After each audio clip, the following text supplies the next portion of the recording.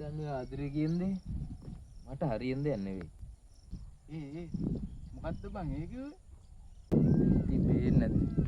අපි කන කට්ට මගේ පේනෝ අනේ මං. ඇයි ඔබ ඉන්නේ හොඳට? කන කට්ට මොකක් වුණත් ඉන්නේ කී ඉන්නවා බං. ඔව් ඔබ කියන එක නම් ඇත්ත. ඉන්නේ කී නම් ඉන්නවා.